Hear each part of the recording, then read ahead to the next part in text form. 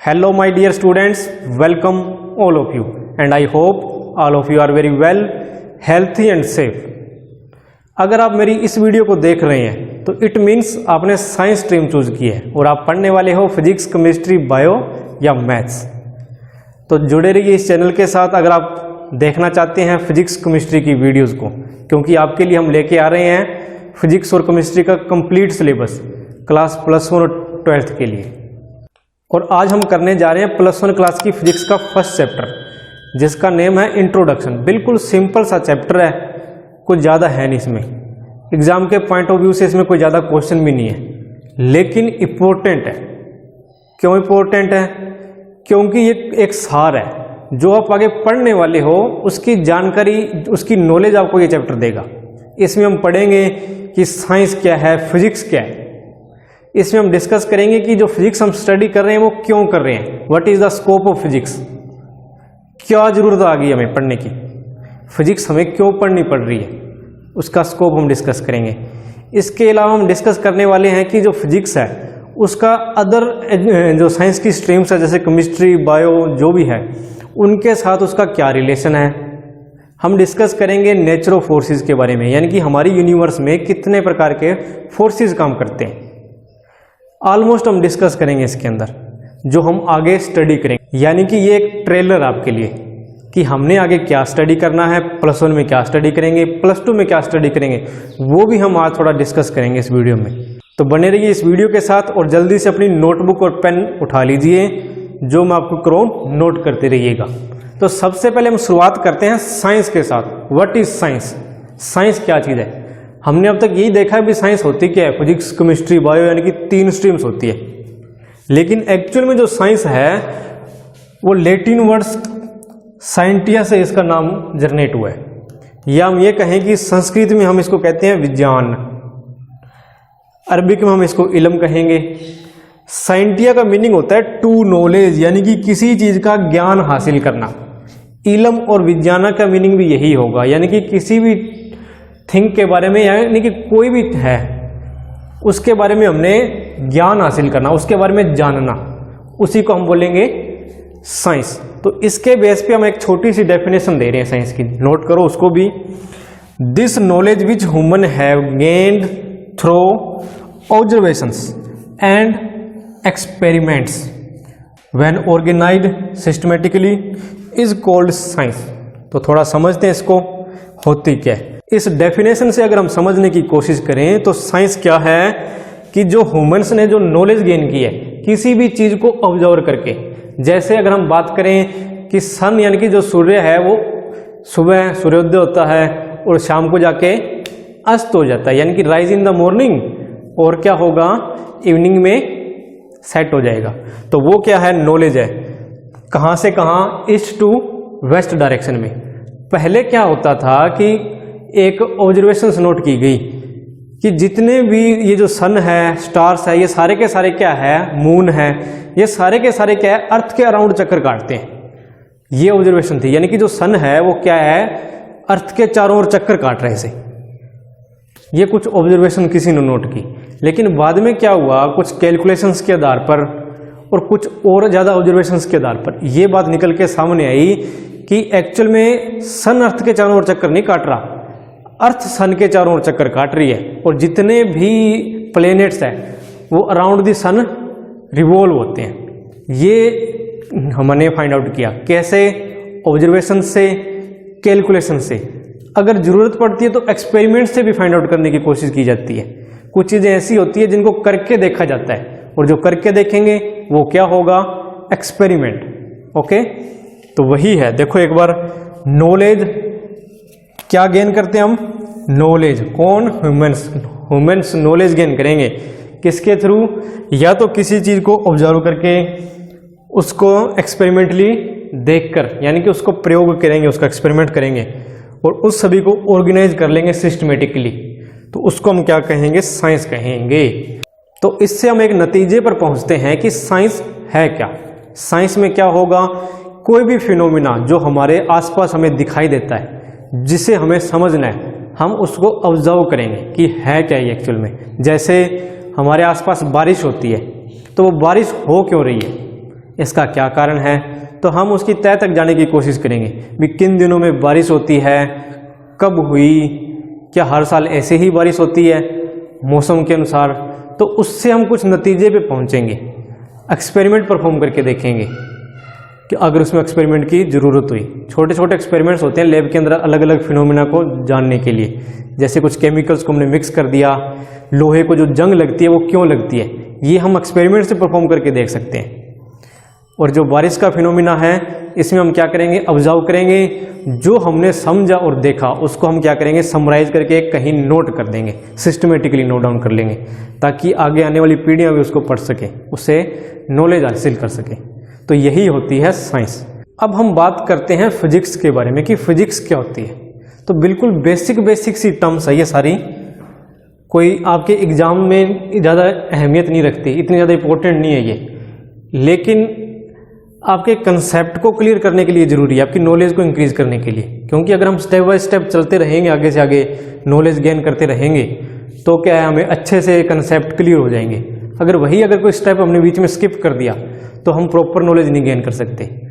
और अभी हमारे पास टाइम भी काफ़ी है, कोई दिक्कत बड़ी बात नहीं है, एग्ज़ाम अभी काफ़ी दूर है, तो आसानी से आप इसको समझ सकते हो और सिलेबस आपका ईजिली कवर हो जाएगा, भागने की ज़्यादा ज़रूरत नहीं है। तो आराम से इस वीडियो को देखिए, हो सकता है वीडियो लेंथी हो, अगर आपको लगे कि स्लो चल रही है वीडियो तो आप उसको फास्ट कर सकते हो, स्पीड बढ़ा सकते हो इसकी, कोई दिक्कत नहीं है।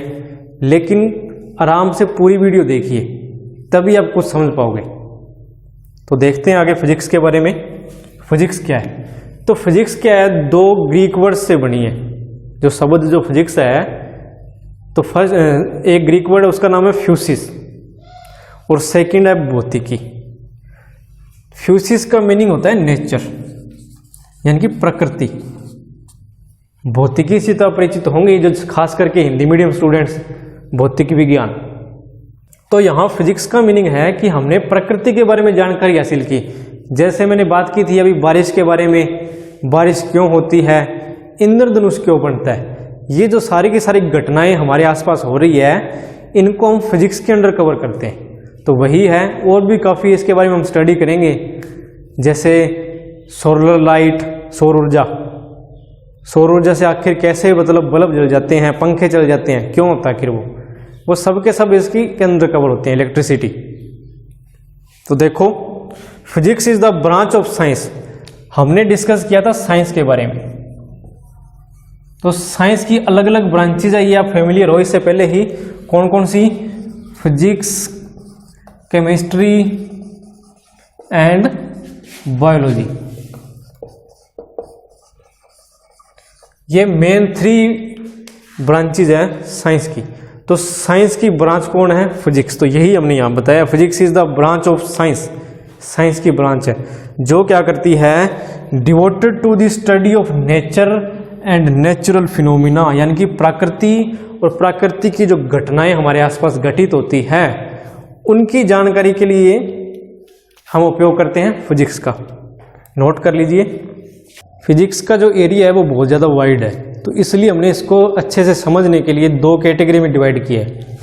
फर्स्ट है क्लासिकल फिजिक्स, यानी कि वो सारी की सारी घटनाएं जो 1890 से पहले हुई है, वो सारे की सारी ऑब्जर्वेशंस जो इससे पहले नोट की गई है।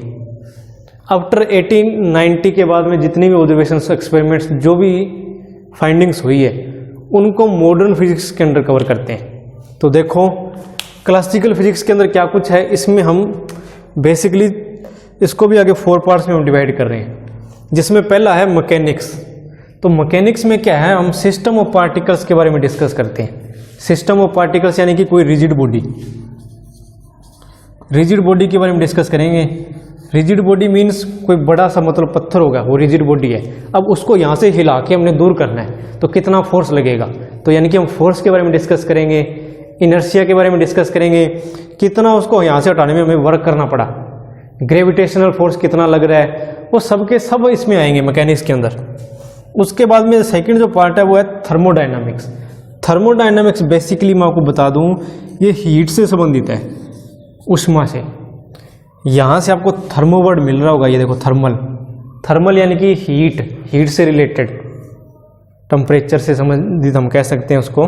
जैसे थर्मल प्लांट होता है, तो थर्मल प्लांट क्या होता है, उसमें हीट देंगे हम वाटर को, वाटर क्या होगा, स्टीम में कन्वर्ट होगा, स्टीम में कन्वर्ट होने के बाद में उसको हम टरबाइन पे डाल के घुमा के जनरेटर से इलेक्ट्रिसिटी प्रोड्यूस कर सकते हैं। तो उसी से आप याद कर सकते हो भी थर्मो का मतलब क्या है, ये कुछ ना कुछ हीट से रिलेटेड है। तो इसमें क्या होगा हीट से रिलेटेड, तो इसमें हम डिस्कस करने वाले हैं हीट इंजन के बारे में। हीट इंजन क्या होता है, रेफ्रिजरेटर की वर्किंग के बारे में हम डिस्कस करेंगे। रेफ्रिजरेटर से आप सारे वाकिफ हो, गर्मियों का सीजन है, अब रेफ्रिजरेटर का यूज होता ही है। एसी हो गया, वो सारे के सारे थर्मोडायनेमिक्स के अंडर कवर होते हैं। एंट्रोपी क्या होती है सिस्टम की, तो वो सब आ जाएंगे इसमें। उसके बाद में नेक्स्ट है इलेक्ट्रोडायनामिक्स।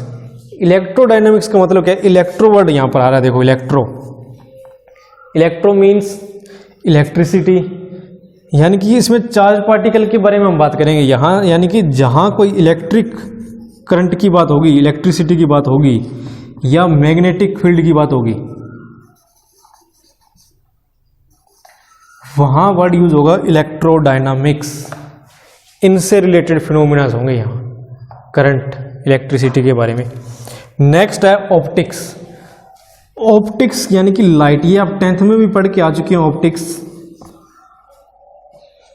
क्या होता है, रिफ्रैक्शन, रिफ्लेक्शन, ये फिनोमिना डिस्कस किए होंगे 10th में, तो वो ऑप्टिक्स से रिलेटेड है। लाइट के बारे में डिस्कस करेंगे, लेंस क्या होता है, रिफ्रैक्शन क्या होता है, यानी कि अब थोड़ा सा और ज़्यादा वाइड हो जाएगा, बढ़ जाएंगे। रिफ्रैक्शन हो गया, रिफ्रैक्शन हो गया, स्कैटरिंग हो गया, ये हम इसमें फिनोमिना हम डिस्कस करने वाले हैं। डाइफ्रैक्शन हो गया, ये सारे के सारे इसमें कवर करेंगे ऑप्टिक्स में। तो ये मेजर 4 हम कह सकते हैं कि क्लासिकल फिजिक्स के अंदर कैटेगरी हमने डिवाइड की है। अब बात करते हैं मॉडर्न फिजिक्स के बारे में। मॉडर्न फिजिक्स के अंदर क्या है ना, बिल्कुल स्मॉल पार्टिकल, उनकी हम बात करेंगे। जैसे क्वांटम थ्योरी की हम बात कर रहे हैं, तो क्वांटम थ्योरी में क्या है, जैसे एक्सरे के बारे में आपने सुना होगा। एक्सरे करवाते हैं ना, किसी का कोई फ्रैक्चर हो गया तो उसका एक्सरे होता है, हड्डियां दिखाई देने लग जाती है, बोन्स, उसकी फोटो दिखा देगा भी कहीं से कोई फ्रैक्चर है या नहीं है, तो वो एक्सरे है। तो वो एक्स रेज है, जो हम उन रेज के बारे में जानने की कोशिश करेंगे कि ये रेज प्रोड्यूस कैसे होती है, ये इलेक्ट्रॉन्स हैं, फोटोन्स है, क्या चीज़ आखिर ये।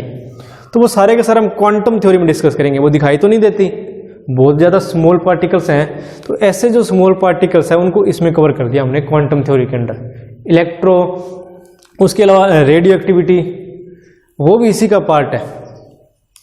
रेडियो एक्टिव डीके के बारे में आपने सुना होगा, यानी कि कुछ पार्टिकल्स ऐसे होते हैं जो रेडिएशन छोड़ते रहेंगे, रेडिएशन सबमिट करते रहेंगे, उनको हम क्या कहते हैं, रेडियो एक्टिव सब्सटेंसेस।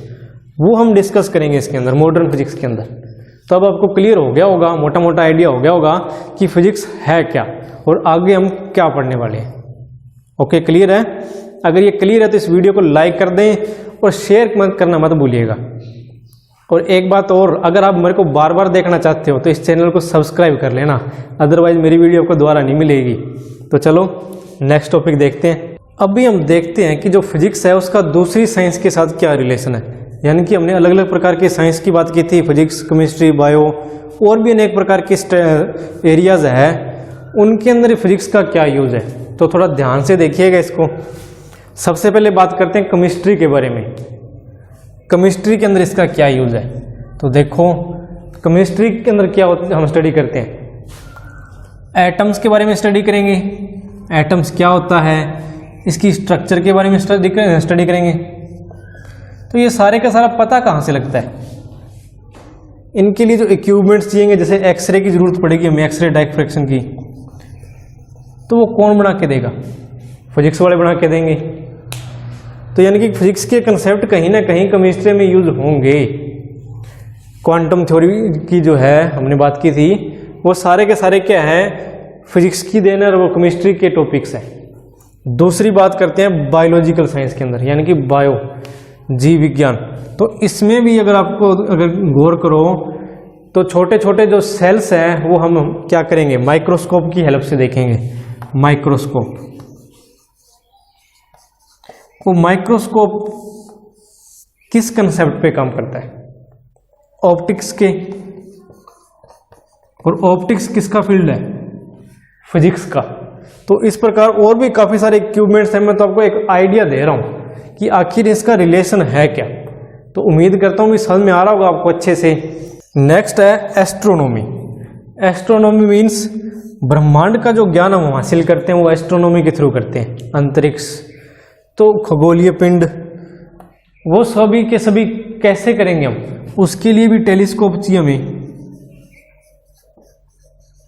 और वो टेलीस्कोप कौन देगा? ऑप्टिक्स देगा। ऑप्टिक्स के कंसेप्ट पे काम करता है और वो कहाँ से आया? फिजिक्स से।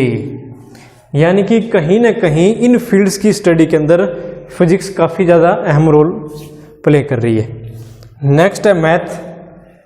तो मैथ में क्या है कि मैथ्स के जो कंसेप्ट है, अब आपने देखा होगा फिजिक्स के अंदर बहुत ज़्यादा डेरिवेशंस हैं। अगर नहीं देखा तो आगे वाले चैप्टर में आप देखोगे कि फिजिक्स में क्या है, बहुत सारी डेरिवेशंस हैं, इंटीग्रेशंस, कैलकुलस, ये सभी की मतलब हम इसमें करेंगे, इनका यूज लेंगे मैथ्स का डेरिवेशंस को सोल्व करने में। तो यानी कि मैथ्स का एक इंपॉर्टेंट रोल है।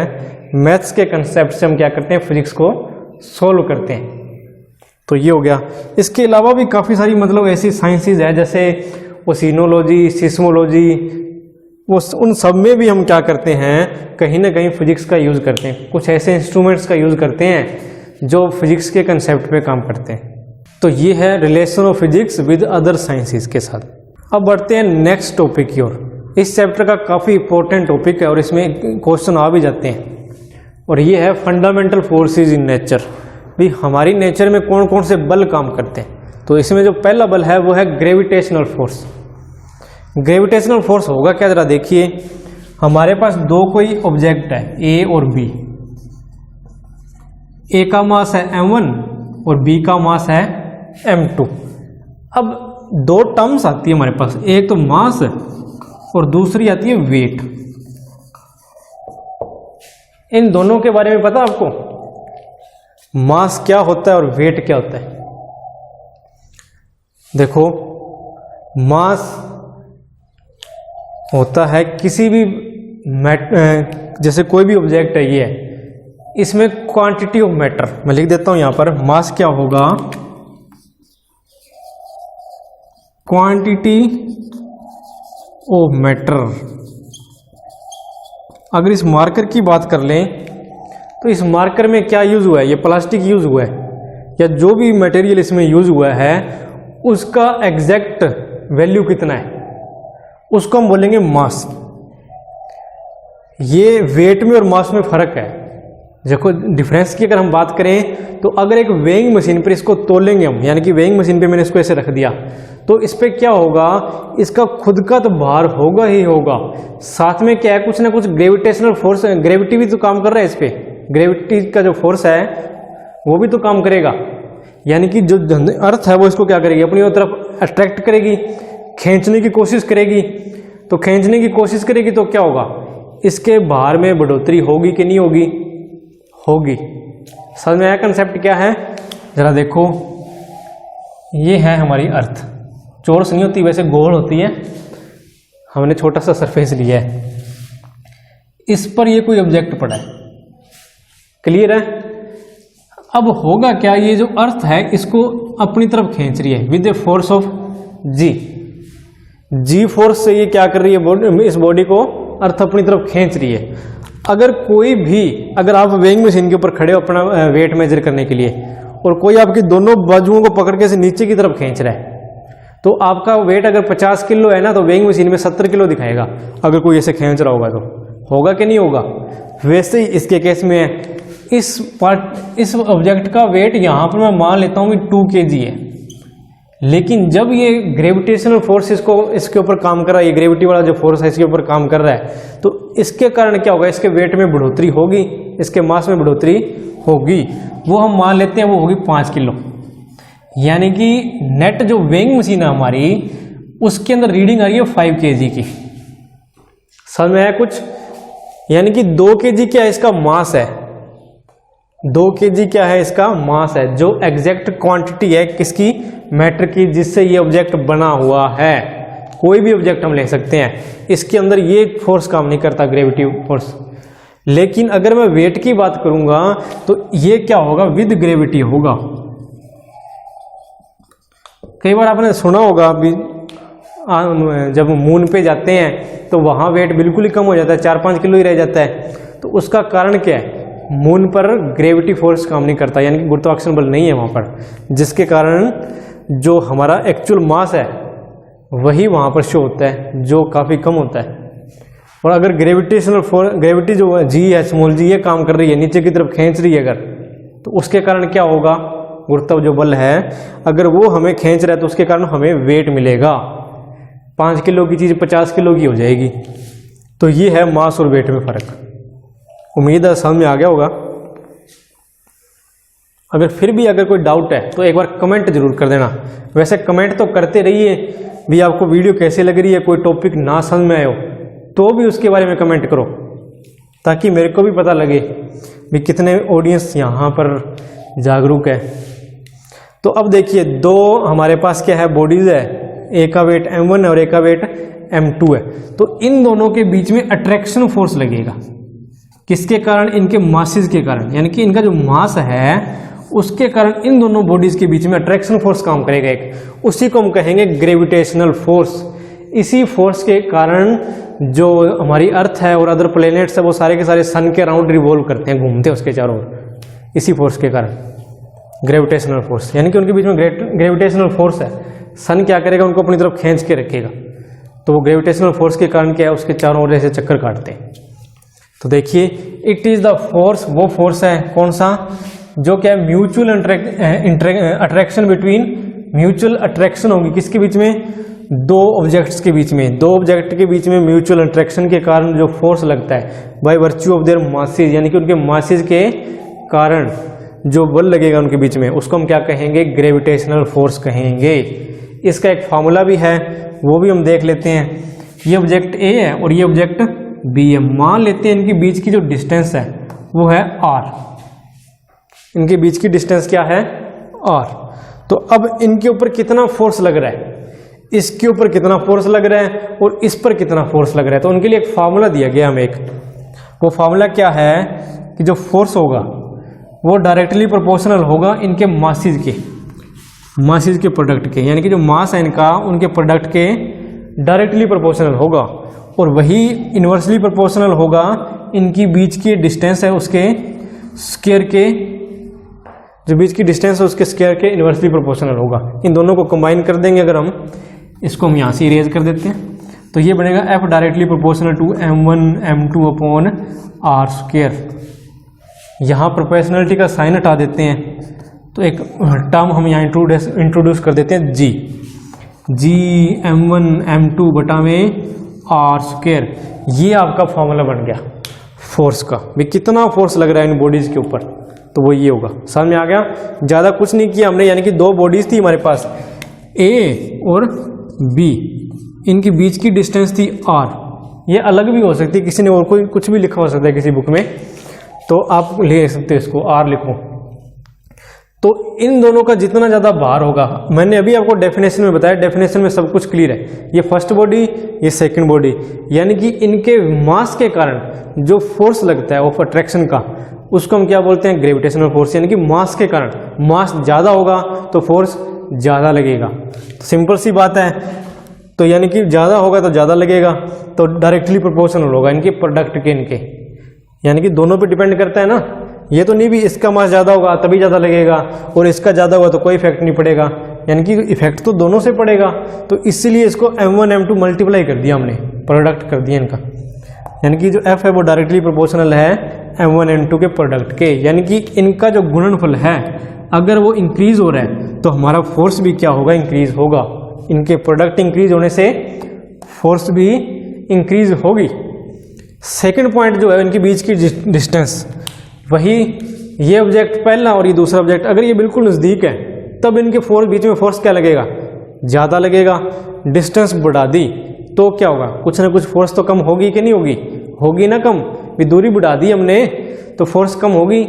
तो यही है, तो इसको हमने इन्वर्सली प्रोपोर्शनल कर दिया स्क्वायर के, तो हमारा फॉर्मूला बन गया F directly proportional to m1 m2 upon r square. उससे ये ड्राइव हमने कर लिया। तो ये है आपका ग्रेविटेशनल फोर्स। इसी से मिलता जुलता एक फोर्स हो रहा है हमारे पास, वो है इलेक्ट्रोमैग्नेटिक फोर्स। ये भी देख लेते हैं। The electromagnetic forces are the forces between two charge particles, यानी कि दो चार्ज पार्टिकल है उनके बीच में जो फोर्स लगता है उसको हम क्या बोलेंगे, इलेक्ट्रोमैग्नेटिक फोर्स। कैसे, देखो इसको थोड़ा इरेज कर देते हैं यहां से।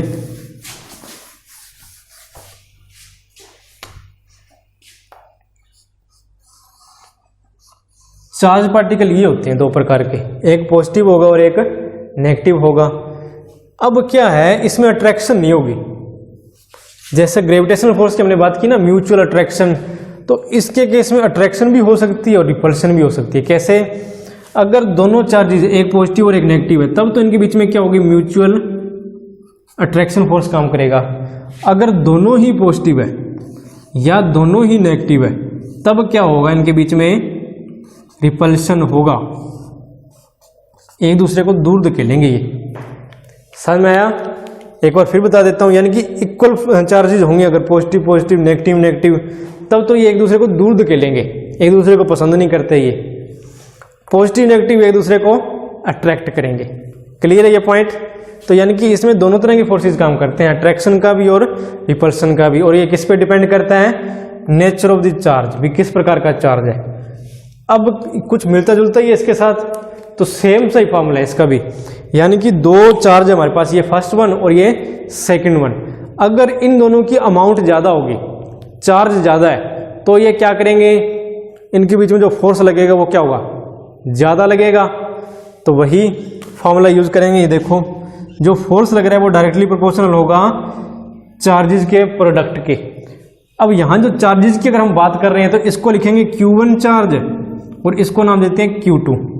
इनके बीच की डिस्टेंस को हम R ही रख देते हैं। तो F directly proportional to Q1 Q2। दूसरा बताओ आप क्या होगा, F inversely proportional to R square. Same ही है, बताने की जरूरत तो नहीं है। अभी डिस्टेंस बढ़ा दी तो क्या होगा, इनका इफेक्ट कम होगा, इफेक्ट कम होगा तो फोर्स कम लगेगा। तो इससे क्या होगा, F इज प्रोपोर्शनलिटी का sign Q1 Q2 upon R square. ये फॉर्मूला बन चुका है हमारे पास। यहाँ ये साइन हटाएंगे हम, इक्वल टू का साइन इंट्रोड्यूस करेंगे तो F इक्वल टू क्या होगा, यहाँ एक टर्म हम यूज करेंगे K, Q1 Q2 upon R square. इस K की वैल्यू होती है K इज इक्वल टू 1/4 पाई। ये हम प्लस 2 में भी डिस्कस करने वाले हैं। तो कुछ इस प्रकार का प्लस 2 का टॉपिक है और इसको बोलते हैं हम कूलॉम्स लॉ। कूलॉम्स लॉ, इसकी एक वीडियो मैंने चैनल पर डाल दी है, प्लस 2 की फिजिक्स की चैप्टर फर्स्ट की फर्स्ट वीडियो है, उसमें आप इस लॉ को देख सकते हो। वो वीडियो आप जरूर देखना एक बार, आपको इसके बारे में आइडिया हो जाएगा कि कूलॉम्स लॉ किसे कहते हैं। तो इलेक्ट्रोमैग्नेटिक फोर्सेज है, यानी कि दो चार्ज पार्टिकल के बीच में जो फोर्स काम कर रही है उसको हम क्या कहेंगे, इलेक्ट्रोमैग्नेटिक फोर्स कहेंगे। कैसे कैलकुलेट करेंगे, कूलॉम्स लॉ से कैलकुलेट करेंगे। क्लियर है? ग्रेविटेशनल फोर्स क्लियर हो गया होगा, तो नोट कर लो इसको। अब जो नेक्स्ट फोर्सेज हम डिस्कस करने वाले हैं वो है weak nuclear force and strong nuclear force. काफी देर होगी फोर्सेज के बारे में डिस्कस करते हुए, बोर हो गए होंगे, पर कोई बात नहीं, बस ये चैप्टर कंप्लीट होने वाला ही है। बिल्कुल बारीकी से समझ रहे हैं हम इसको, ताकि सारे के सारे कंसेप्ट आपके बिल्कुल क्रिस्टल क्लियर हो। और ये ज़रूरी भी है, क्योंकि अभी एग्ज़ाम काफ़ी दूर है आपके, और अब अगर आपको अच्छे से नहीं करवाए तो आपके कंसेप्ट क्लियर नहीं होंगे और वो ऐसे ही रह जाएंगे। तो देखते हैं वीक न्यूक्लियर फोर्स। तो काफ़ी इंटरेस्टिंग सी थ्योरी है इसकी। तो देखिए क्या होता है, ये कोई एटम है, एटम में क्या होगा, सेंटर में एक न्यूक्लियस होगा जिसमें न्यूट्रॉन एंड प्रोटॉन्स होंगे और इसके चारों ओर इलेक्ट्रॉन चक्कर काटेंगे। यही होता है। और हम ये मान के चलते हैं कि ये जो एटम है वो किसी रेडियो एक्टिव एलिमेंट का है, किसी रेडियो एक्टिव एलिमेंट का, जिसमें से रेडिएशंस बाहर निकलते रहते हैं। इसमें से इसके न्यूक्लियस में से इलेक्ट्रॉन्स बाहर निकल रहे हैं, इसके न्यूक्लियस में से इलेक्ट्रॉन बाहर निकल रहे हैं, और इसको हम कह रहे हैं बीटा डीके, कि बीटा डीके हो रहा है। ये हो कैसे रहा है, इसके न्यूक्लियस में तो कोई इलेक्ट्रॉन है ही नहीं, तो निकलेगा कहां से। तो जरा गौर करो, तो एक थ्योरी क्या कहती है कि ये जो न्यूट्रॉन है ना इसका, ये इलेक्ट्रॉन और प्रोटॉन में डिवाइड हो रहा है। ये जो न्यूक्लियस है, सॉरी न्यूट्रॉन है, ये इलेक्ट्रॉन्स एंड प्रोटॉन्स में डिवाइड हो रहा है, और यही इलेक्ट्रॉन क्या है, बीटा डीके के रूप में बाहर निकल रहे हैं। लेकिन इसमें भी एक छोटी सी प्रॉब्लम है, ये जो n की वैल्यू है ना वो इसके बराबर होनी चाहिए, यानी कि इसकी जो एनर्जी का लेवल है, यानी कि इसकी जो एनर्जी है वो इसके सम के इक्वल होनी चाहिए। लेकिन एक्चुअल में ऐसा नहीं पाया गया। जब एक्सपेरिमेंटली ये चीज़ परफॉर्म की गई तब क्या देखा गया कि ये जो इलेक्ट्रॉन और प्रोटॉन की जो एनर्जी है वो क्या है, less than energy of neutron. तब साइंटिस्ट को ये दिमाग में आई बात भी कुछ सोचने को मजबूर कर दिया कि आखिर ऐसा क्यों है। एक एग्जाम्पल से इसको समझते हैं जरा, देखो फिर आपको थोड़ा क्लियर रहेगा। हमारे पास कोई ये देखो जग है, इसमें हमने 1 लीटर वाटर लिया। अब मैं क्या करता हूं, 2 छोटे कंटेनर और लेता हूं। अब इसको मैंने इन दोनों में पोर करना है, इन दोनों में डालना है, तो कितनी क्वांटिटी आएगी दोनों में, 500 ml 500 ml ऐसी आएगा ना। यानी कि क्वांटिटी कितनी है, 1 लीटर है, तो वो 1 लीटर ही तो आएगी आगे, चाहे मैं उसको 2 में कन्वर्ट करूं या चाहे मैं उसको 3 में या 4 बर्तन में डालूं, ये तो क्या रहेगा, सेम रहेगा, क्वांटिटी सेम रहेगा, सेम इसमें होगा, यानी कि एनर्जी सेम रहेगा। ये energy law of conservation of energy है, ये हम आगे डिस्कस करने वाले हैं। अभी एक बार छोटा सा इसका हाईलाइट्स आप देख लो कि जैसे ये वाटर की क्वांटिटी चेंज नहीं हो रही वैसे ही ये एनर्जी भी चेंज नहीं होगी। ये one form to another form convert हो सकती है, लेकिन रहेगी जो है हमारे पास सेम रहेगी।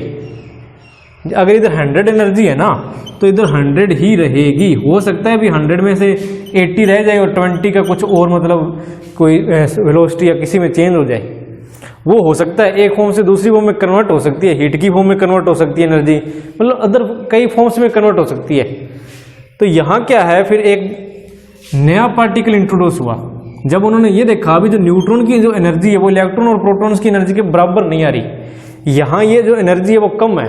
तो यानी कि कहने का मतलब क्या है कि यहाँ कुछ ना कुछ हमें ऐड करना पड़ेगा।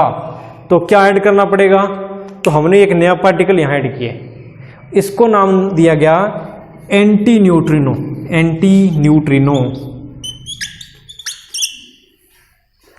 और ये अनचार्ज पार्टिकल था, ये था एक अनचार्ज पार्टिकल। तो अब क्या है कि यहां से देखो इसके न्यूक्लियस में से इलेक्ट्रॉन बाहर निकल रहे हैं और इसके अंदर क्या है, एक एंटी न्यूट्रिनो पार्टिकल्स भी हैं।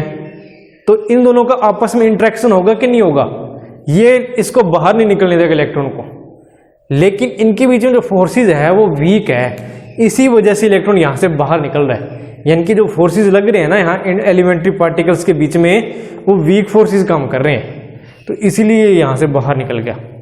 तो यही हमने यहाँ डिस्कस करना है। तो जरा देखो वीक न्यूक्लियर फोर्सेज क्या है। एग्जाम्पल मैंने यहाँ इसलिए एक्सप्लेन किया है क्योंकि law of conservation of energy में हम एक बार इसको फिर से एक्सप्लेन करेंगे, और ताकि आपको अच्छे से समझ में आ जाए तो थोड़ा सा यहाँ हाईलाइट इसके दे दिए। और साथ में आपको ये भी पता चल चुका है कि एंटी न्यूट्रिनो पार्टिकल कौन से होते हैं, क्योंकि अभी तक हमने न्यूट्रॉन और प्रोटॉन डिस्कस किए थे। ये कुछ नया ही पंगा दिखाई दे रहा है यहाँ तो देखो the forces of interaction between, किसके बीच में इंटरेक्शन हो रही है, फोर्सेज लग रहे हैं एलिमेंट्री पार्टिकल्स के बीच में। कौन कौन से एलिमेंट्री पार्टिकल्स हैं बताओ। यहां इलेक्ट्रॉन की बात कर रहे हैं हम, यहां हम बात कर रहे हैं एंटी न्यूट्रिनो पार्टिकल की, जिन पर ये फोर्सेज लग रहे हैं। तो ये है आपके वीक, और ये शॉर्ट लाइफ टाइम के लिए होते हैं, यानी कि छोटी सी मतलब टाइम के लिए होंगे ये, मतलब बहुत ज़्यादा मजबूत नहीं होते, यही होते हैं वीक न्यूक्लियर फोर्सेज। अब अगर बात करें स्ट्रॉन्ग न्यूक्लियर फोर्सेज की, तो इसमें क्या होगा, वही एटम लेते हैं हम, ये एटम हो गया कोई, अब ये रेडियो एक्टिव सब्सटेंस का नहीं है, नॉर्मल एटम है कोई। तो अब इसका जो न्यूक्लियस, इसमें क्या होगा, न्यूट्रॉन होगा और क्या होगा, प्रोटॉन होगा। अब ये न्यूट्रॉन और प्रोटॉन क्या ना थोड़ी सी जगह में सिमट के बैठे हैं यहाँ, तो इसका मतलब क्या हुआ, इनके बीच में बहुत जबरदस्त बल लगा हुआ है, बहुत ज़्यादा जबरदस्त बल लगा हुआ है, फोर्स लग रहा है, इसीलिए यहाँ छोटी सी जगह में बैठे हैं ये। तो इस तरह के जो फोर्सेज होते हैं जो न्यूक्लियस में काम करते हैं, वहाँ वो अलग केस था, थोड़ा रेडियो एक्टिव एलिमेंट था वो। तो इसलिए अब देखो क्या था, forces that bind the neutrons and protons together, यानी कि वो फोर्सेज जो न्यूट्रॉन और प्रोटॉन को आपस में बाइंड करके रखते हैं इन न्यूक्लियस के अंदर, उनको हम क्या कहेंगे, स्ट्रॉन्ग न्यूक्लियर फोर्सेज। तो क्लियर हो गया होगा आपको वीक और स्ट्रॉन्ग न्यूक्लियर फोर्सेस किसे कहते हैं। तो थोड़ा इसको अच्छे से रिवाइज करना, अपने एक स्क्रीनशॉट ले लो।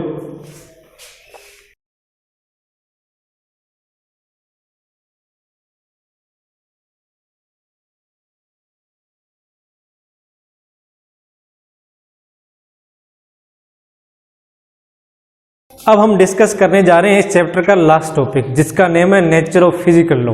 तो देखिए क्या है इसमें। फर्स्ट लॉ है law of conservation of energy. तो ये हम पहले भी डिस्कस कर चुके हैं कि जो एनर्जी का जो सम है, टोटल एनर्जी है, वो सेम रहती है। वो एक फॉर्म से दूसरी फॉर्म में चेंज हो सकती है। वो क्या हो सकती है, एक फॉर्म से दूसरी फॉर्म में चेंज हो सकती है। वो ट्रांसफॉर्म हो सकती है एक स्थान से दूसरे स्थान पर, लेकिन टोटल जो सम है वो क्या रहेगा, सेम रहेगा। तो रीड आउट करते हैं, the sum total of energy of all kinds in this, यहाँ वर्ड यूज करना है हमने, यूनिवर्स रिमेन्स कांस्टेंट। कांस्टेंट रहेगी इस यूनिवर्स में जितनी भी एनर्जी है। Energy can be transformed from one form to another, यानी कि एक फॉर्म से हम सेकेंड फॉर्म में कन्वर्ट कर सकते हैं। पोटेंशियल एनर्जी से काइनेटिक एनर्जी में चेंज कर सकते हैं, काइनेटिक एनर्जी से पोटेंशियल एनर्जी में चेंज कर सकते हैं, काइनेटिक एनर्जी से हम इलेक्ट्रिकल एनर्जी में चेंज कर सकते हैं, हीट एनर्जी में चेंज कर सकते हैं, किसी भी फॉर्म में चेंज कर सकते हैं, या उसको हम ट्रांसपोर्ट कर सकते हैं वन प्लेस टू अदर। लेकिन जो टोटल अमाउंट ऑफ एनर्जी वो कभी भी चेंज नहीं होती। और इसके लिए हमने एग्जांपल भी किया था कि न्यूट्रॉन किस में टूट रहा है, प्रोटॉन प्लस में इलेक्ट्रॉन्स में। तो यहाँ क्या था, जो दिक्कत जो आ रही थी, वो दिक्कत ये थी कि जो न्यूट्रॉन था, इसकी जो एनर्जी है और इनका जो सम था वो इक्वल नहीं आ रहा था। यहाँ अमाउंट कम थी और ये अमाउंट क्या थी, ज़्यादा थी। तब इसको बैलेंस करने के लिए एक नया एटम यहाँ इंट्रोड्यूस किया गया, जिसको नाम दिया गया एंटी न्यूट्रिनो। ये था। नेक्स्ट हम डिस्कस कर रहे हैं law of conservation of linear momentum. तो सबसे पहले हमें पता होना चाहिए कि लीनियर मोमेंटम किसे कहते हैं। तो जरा गौर करो, लीनियर मोमेंटम का फॉर्मूला होता है P = m/v। m यहाँ पर है मास ऑफ द बॉडी और v क्या है, वेलोसिटी। ये हो सकता है आपके लिए नई टर्म्स हो, 9th में हमने डिस्कस की थी। वैसे वेलोसिटी क्या होती है, चेंज इन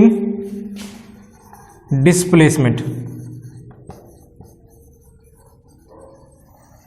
अब इसको सिंपल सी लैंग्वेज में समझने की कोशिश करते हैं। जरा देखो, किसी भी बॉडी में मास है, जैसे ये कोई बॉडी है, इसके अंदर मास तो हो गई, अगर इसमें वेलोसिटी भी है, यानी कि टाइम के साथ ही इसमें डिस्प्लेसमेंट हो रही है।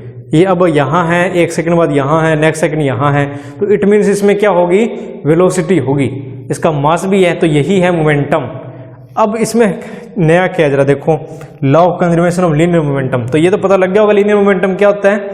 अब इसके कंजर्वेशन का लॉ क्या कहता है, in the absence of external force, यानी कि इसके ऊपर अगर कोई भी फोर्स हम नहीं लगा रहे और ये मोमेंटम में है, तो ये मोमेंटम में बनी रहेगी। अगर यानी कि ये इसकी जो वेलोसिटी है वो वेलोसिटी वैसे ही बनी रहेगी अगर इस पर हम कोई एक्सटर्नल फोर्स नहीं लगा रहे। तो यही है, in the absence of external force the linear momentum of a system remains unchange. एक सिस्टम का लीनियर मोमेंटम क्या रहेगा, अनचेंज रहेगा, बदलेगा नहीं। तो ये है आपका second law of linear momentum. अब हमारा नेक्स्ट टॉपिक है law of conservation of angular momentum. अभी हम डिस्कस करके आए थे law of conservation of linear momentum. तो उसमें हमने क्या देखा कि कोई बॉडी है जिसमें मास है, वो लीनियरली मूव कर रही है, यानी कि सीधा सीधा जा रही है, उसकी डिस्प्लेसमेंट टाइम के विद रिस्पेक्ट टू चेंज हो रही है, यही देखा था। अब हम बात करने जा रहे हैं एंगुलर मोमेंटम के बारे में। तो यहाँ क्या फर्क है, थोड़ा सा मोमेंटम वही सेम रहेगा, डिस्प्लेसमेंट सेम रहेगा, लेकिन डिफरेंस समझिए थोड़ा।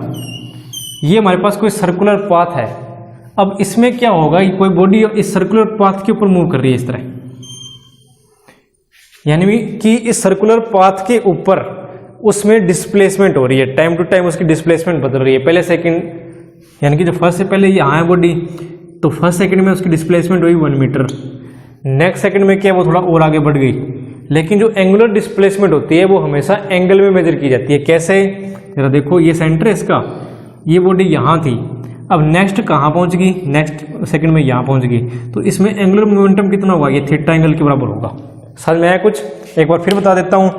कोई बॉडी यहाँ है, ए बॉडी यहाँ है, तो ये सेंटर के साथ इस लाइन को हम ऐसे अटैच कर देते हैं।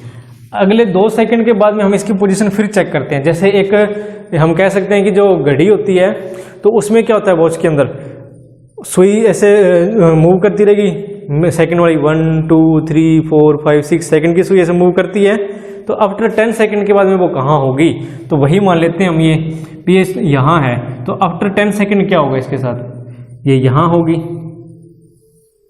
यही है बी पॉइंट पे होगी ये।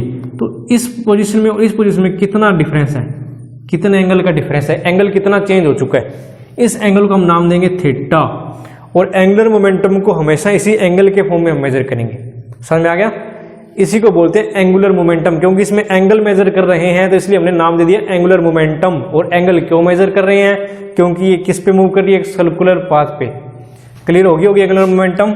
अब इसमें एक पॉइंट आपने और नोट करना, जरा देखो, एक नया वर्ड और सुनने को मिलेगा आपको यहाँ, if the total external torque, external torque की बात कर रही है। टॉर्क क्या होगा, टॉर्क को अगर आप बिल्कुल सिंपल सी लैंग्वेज में अगर समझने की कोशिश करो, जरा देखो, हमने लीनियर मोमेंटम में क्या डिस्कस किया था, ये कोई बॉडी है और ये लीनियरली मूव कर रही है, कब, in the absence of any force, यानी कि एक्सटर्नल फोर्स, किसी भी फोर्स की एब्सेंस के अंदर ये मूव कर रही है, यानी कि हमने इसके ऊपर कोई फोर्स नहीं लगाया, किसी धक्का नहीं मारा इसको किसी ने, या किसी ने इसको रोका नहीं, किसी प्रकार का कोई भी एक्सटर्नल फोर्सेस पे नहीं लगा, उसकी वजह से ये बिल्कुल सीधा जा रही है, ऐसे लीनियर मूव कर रही है, वो तो था लीनियर मोमेंटम। अब हमने इसको ऐसे जाना ऐसे रोकना है सर्कुलर पाथ के ऊपर, कोई बॉडी जो मूव कर रही है ऐसे, तो उसको हमने क्या करना है, ऐसे आगे मूव नहीं करने देना। तो इस तरह जो एंगुलर मोमेंटम को रोकने के लिए, यानी कि कोई भी बॉडी अगर हम उसको इस पाथ पे मूव करवा रहे हैं किसी फोर्स से, सर्कुलर पाथ पे अगर किसी बॉडी को मूव करवा रहे हैं, तो उसके लिए हमें जो फोर्स लगाना पड़ेगा उस फोर्स को ही हम टॉर्क कहते हैं। समझ में आ गया टॉर्क क्या होता है, ये एक क्या है, फोर्स ही है, सिंपल सा। इसको आगे हम और ज़्यादा डिटेल में डिस्कस करेंगे, अभी बेसिकली आप इतना ही समझो टॉर्क होता क्या है, यानी कि जो भी सर्कुलर पाथ में उसको गोल गोल घुमाए, उसके लिए जो फोर्स हमें लगाना पड़ेगा उसको हम बोलेंगे टॉर्क। किसी भी बॉडी को गोल गोल घुमाने के लिए जो फोर्स हमें लगाना पड़ता है उसको हम क्या कहते हैं, टॉर्क कहते हैं। इतना याद रख लो अब के लिए। तो वही है, अभी यहाँ ये बॉडी है, इसको गोल गोल घुमाना है हमने इस पाथ के ऊपर, तो इसके लिए जो हमें यहाँ फोर्स लगाना पड़ेगा उसको हम क्या नाम दे देंगे, टॉर्क दे देंगे नाम।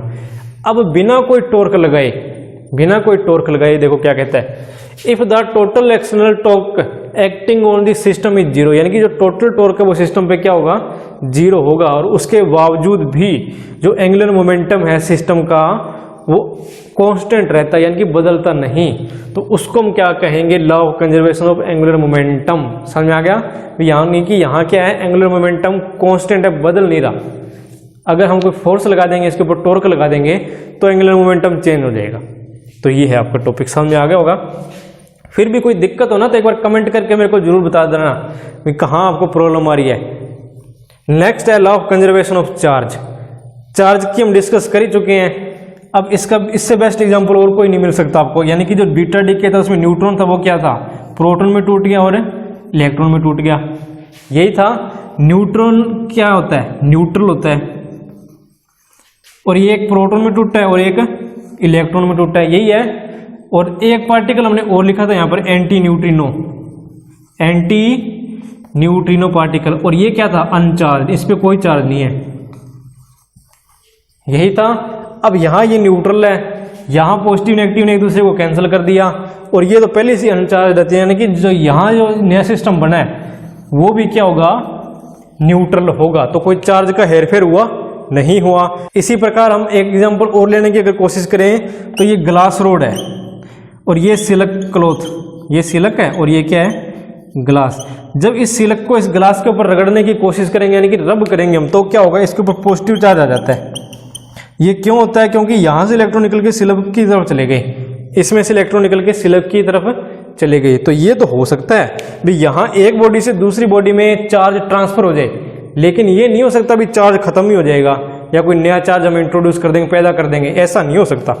तो देखो क्या कहते हैं, charge are neither created not destroyed, यानी कि ना तो हम पैदा कर सकते हैं ना ही उसको खत्म कर सकते हैं, बट क्या होगा, सिंपली ट्रांसफर कर सकते हैं वन बॉडी टू अनदर, दूसरी बॉडी तक ट्रांसफर कर सकते हैं। ये है आपका law of conservation of charge.